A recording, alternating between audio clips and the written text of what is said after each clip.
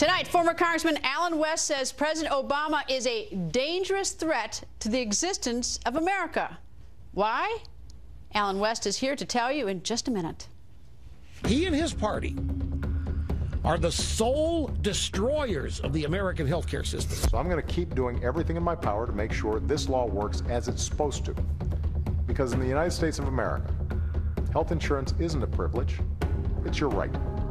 And we're going to keep it that way. The #1 concern of Americans remains Obamacare. It is Obama and the Democrats have turned the American people, particularly when it comes to health care, into servants of government. The American people wanted health care reform because they wanted affordable care. And what we're seeing under this health care law is that the cost of care is actually going up. Because in the United States of America, health insurance isn't a privilege, it's your right. There are many conservatives like myself standing up and saying, look, Obamacare is going to be a disaster for the country. Because in the United States of America, health insurance isn't a privilege, it's your right. As I travel around Kentucky and around the country, people come up to me and they say, stand firm, stand up, try to stop this monstrosity because it's going to be bad for the country. I can tell you, if there was a popular position at my town halls, it's that Obamacare shouldn't go forward. The fact of the matter is, the vast majority of American people oppose this plan. They don't want Obamacare. So I'm going to keep doing everything in my power to make sure this law works as it's supposed to. Because in the United States of America, health insurance isn't a privilege, it's your right. And we're going to keep it that way. Apparently, former Congressman Allen West is not impressed with what the president said about health insurance being a right. He calls President Obama, quote, a very dangerous threat to the existence of America. Congressman West joins us. Nice to see you, sir. It's a pleasure. Now, you got one thing wrong. What's that? It's America is a constitutional republic. That was the entire sentence that I used. And that's a very important thing to understand because, first of all, we should not have a president that's demagoguing an entirely different group of people, the Republicans, to say that they want to actually hurt people just because they disagree with the policy. But when you have a president that is standing there saying that health care, health insurance is a right, when you go back and you read the Declaration of Independence, and I'm going to put on my little geeky political philosophy hat, Thomas Jefferson said that the unalienable rights that we have of life, liberty, and the pursuit of happiness as individuals, they come from the Creator. And that goes back to natural law theory. He said that specifically that they don't come from man, and man makes up government. Now, all of a sudden, if government believes that they're the ones that grant you your rights, government can also take those rights away, which is why Jefferson said a government that is big enough to give you everything that you want is also big enough to take it away. And think about this, Greta.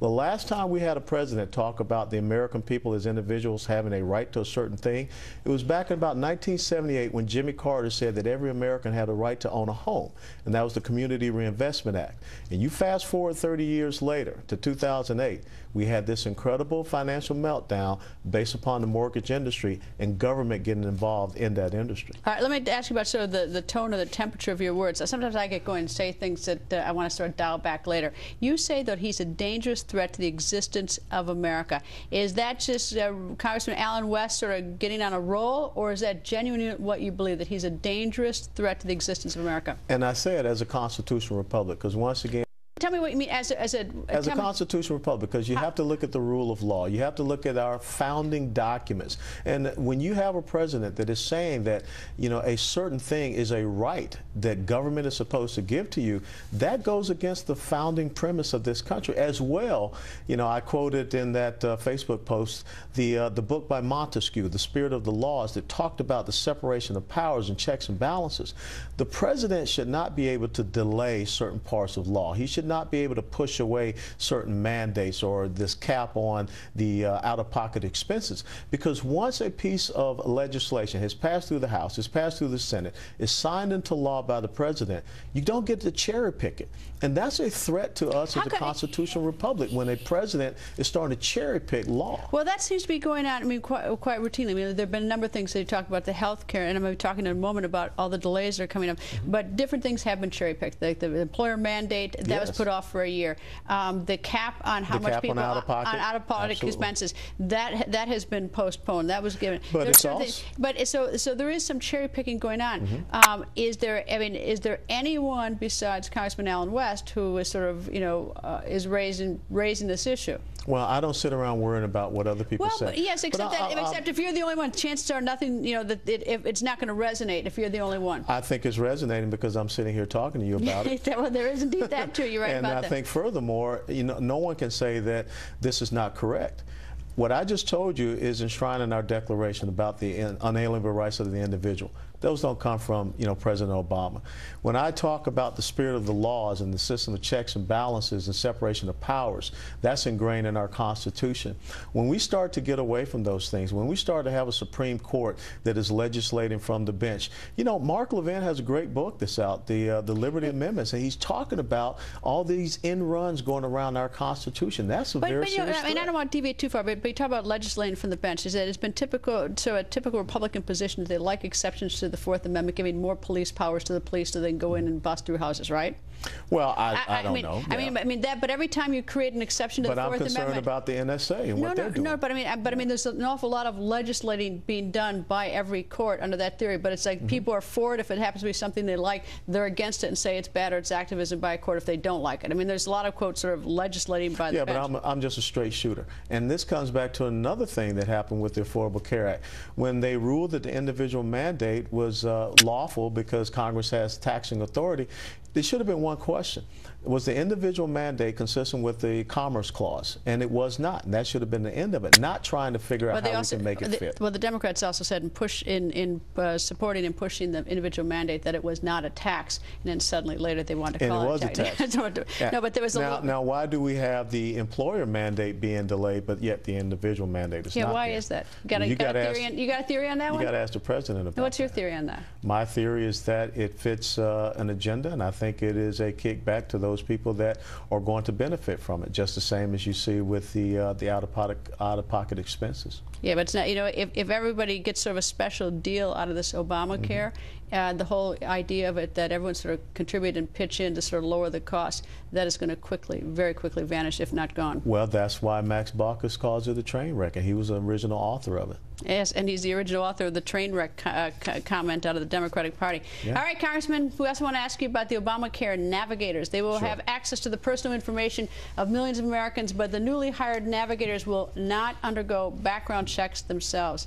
Do you have any problem with that? I have a huge problem with that. How does that even happen? It's like they get all this. But that's what we were just talking about, Greta. Okay, but I mean, it's extraordinary. It is absolutely extraordinary. And if we don't have people and voices that are standing up and, you know, bringing this to the attention of American people, then the next thing you know, you're going to have folks that are only getting 20 hours of training. I mean, they don't even qualify for the Obamacare coverage because they're not even getting full time.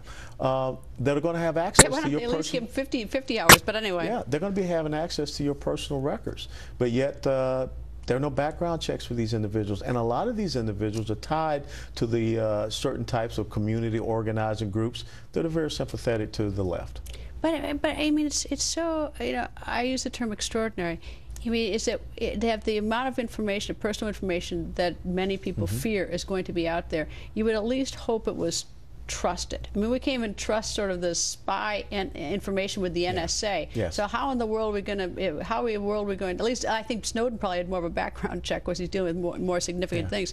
But I mean, if these people don't have any sort of check on who they are, why they might want the information, how much access they have. And that's the problem when you think about the credibility of the government, period. I mean, not just the administration, but the House, the Senate, and also these bureaucratic agencies such as HHS is going to be bringing on these people that have not had any background checks, but yet they're going to still have the access to your Social Security number, your medical records, all of these type of things. And really, this is another aspect of data mining the American people. So what's going to happen? They'll just let it slide? I think that when we do get our dear colleagues back up here on the House side and the Senate side, one of the things they need to look at is they need to take this off the shelf and look at really what this Affordable Care Act is about. Apparently, though, they're not doing much. Now, there are a number of state attorneys generals who have written HHS Secretary Sebelius, and they have pointed out that that according to the letter they wrote, that they want a response from her by the 28th of August. But they write, this says, personnel in many of the new programs will have significant access to consumers' personal information. Sure. Yes, HHS's relevance guidance lack clarity regarding privacy protection. And it goes on to say the rule does not, rules over these navigators does not even require uniform criminal background or fingerprint checks before hiring personnel. Indeed, it does not state that any prior criminal acts are per se disqualifying. Well, I would say don't hold your breath to get a response back from Secretary Sebelius, because recently we found out that anywhere from about 50 to 56% Obamacare has missed, many different deadlines already in the first 3 years.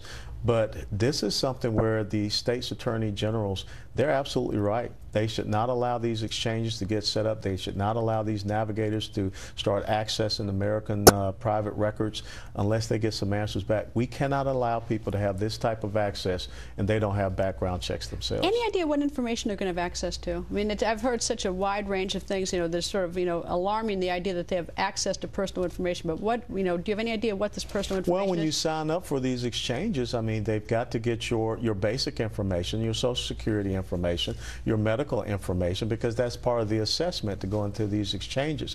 And when you look at the fact that the president is going to be going out to New York and he's going to go to college campuses, if they don't get enough young people to sign up into these exchanges, the whole thing is going to collapse. So you're going to see a huge push for that between now and 1 October when it's supposed to kick in. Well, I guess the promise that they're not going to have your personal medical history is not particularly comforting to a lot of people. A lot of people just don't believe that, in light of the fact that we're told lots of things by our government aren't going to, will not happen, and it does. And then it comes back to the credibility of the federal government right now. And the credibility of the federal government is not particularly high with a lot of Americans. It's not. It's not. Congressman, always nice to see you, sir. Thank you, Greta. Thank you.